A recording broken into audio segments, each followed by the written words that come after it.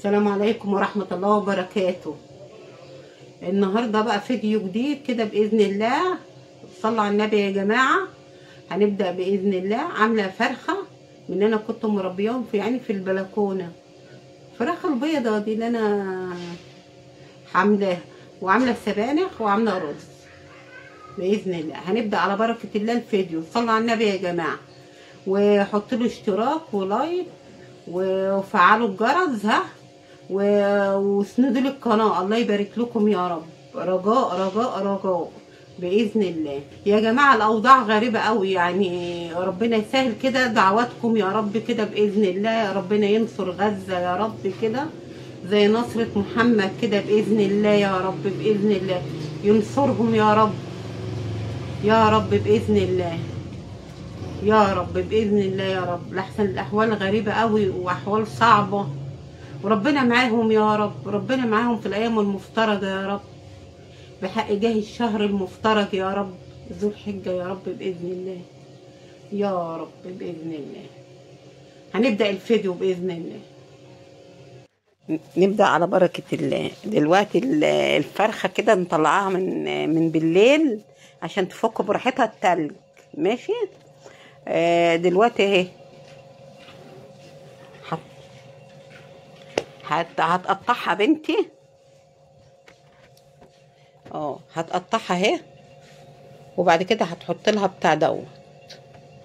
تقطعها 4/4، والحتت اللي الجلد والكلام دوت بترميه، والكبده ديت اللي في المؤخره ديت والحاجات ديت بنطلعها عشان بنعرف ايه من ريحه الزفاره. بص اهو بنرميه ده كله دوت. بنرميه عندنا قطتين كده بقى بنحطهم ليهم. بس هوريكم القطط بتاعتي ايه باذن الله اهو. قطعت 4/4 اهي الفرخه اهي. تاني اهي. صلوا على النبي يا جماعه. اهي الحاجات اللي الجلد والكلام دوت اهو بيشيلها اهي، ما بتخليش فيها ولا اي حاجه.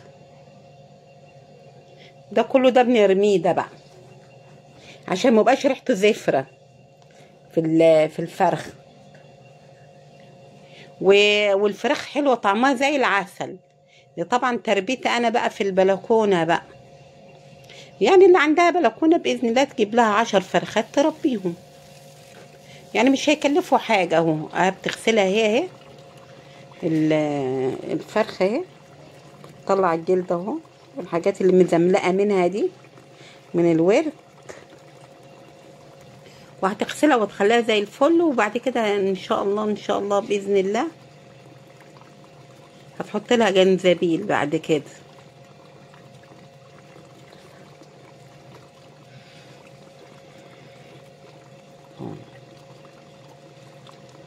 بتنضفها اهي.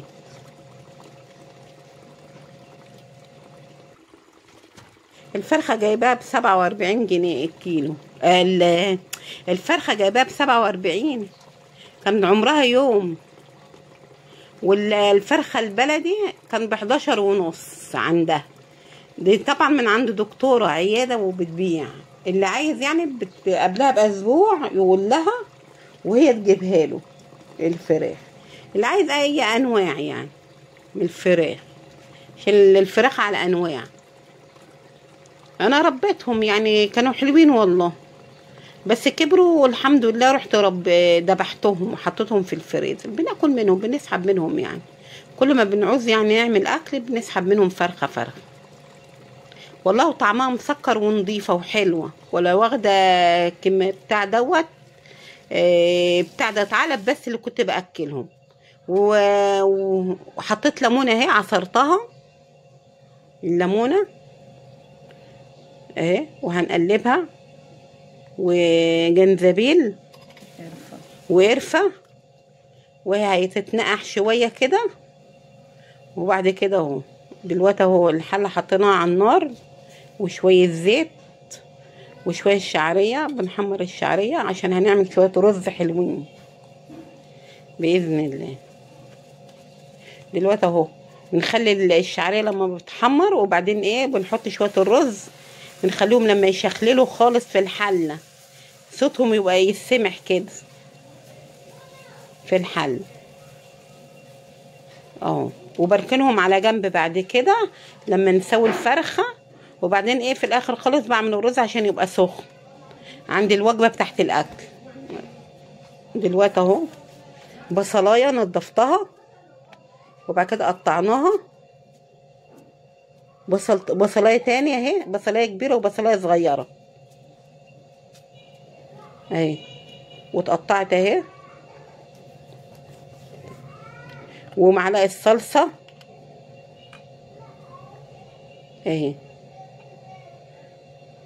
اهو نوع الصلصه العلبه اهي، دي نوع نضيف ده وحلوه طعمها في الاكل، وضربناها في البتاع ديت اهي، ودبس رمان، وحطيت صويا صوص معلقه صغننه خالص، و اسمه ده، وحطيت فلفل وكزبره وبابريكا وكوبيبه صيني وبهارات 7 بهارات وملح وحبه جنزبيل وملح، وقلبت بقى وقلبناهم اهم، وهنحطهم اهي نتبل بيهم الفرخه، وهنحطها على البتاع ده على الشعله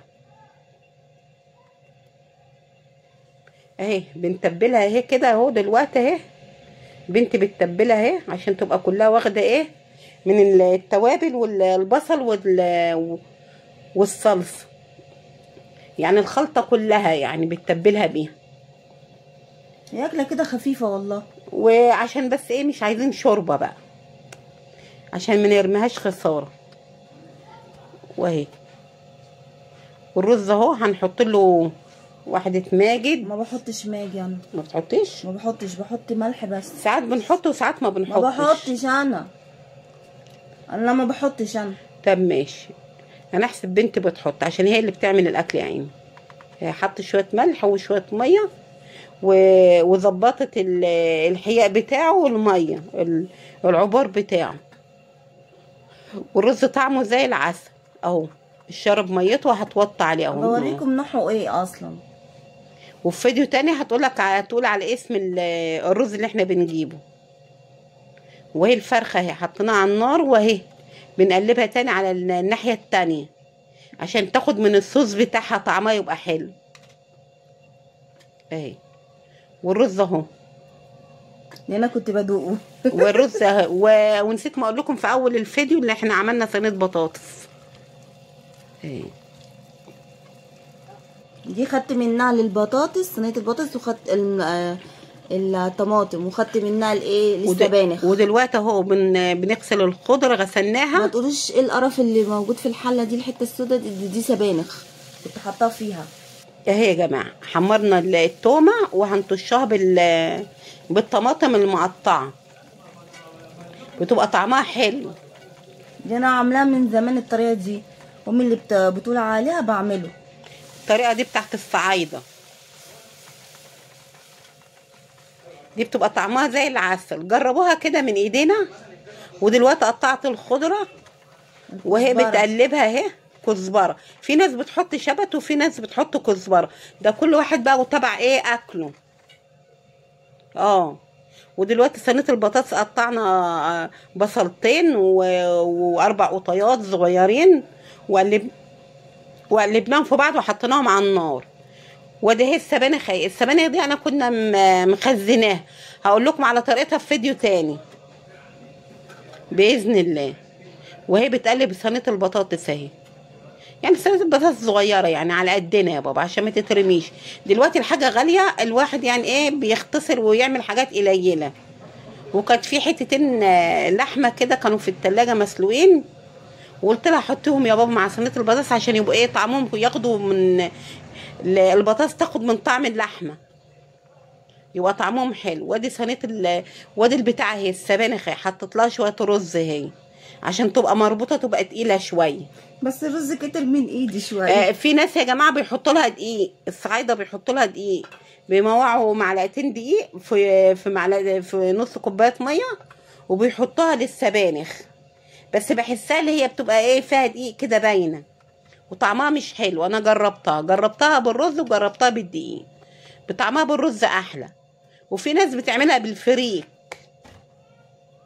يعني معلقه فريك بتتسلق وتتحط لها.